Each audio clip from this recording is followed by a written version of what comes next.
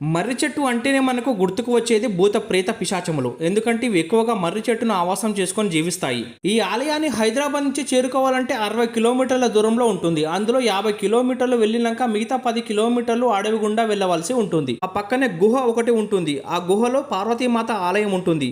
ఈ గుహ కూడా ఒక కొండను తొలిచి ఈ గుహలో దేవతామూర్తులను ఏర్పాటు చేశారు. చూడడానికి చాలా చాలా అద్భుతంగా ఉంటుంది. పదండి ఇప్పుడు.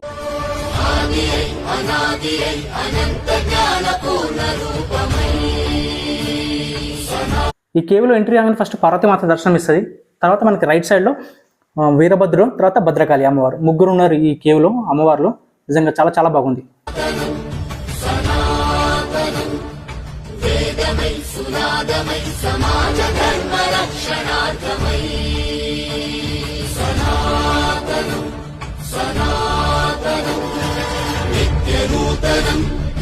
ధర్మకేతనం ఆత్మచేతనం పరమాత్మ దర్శనం.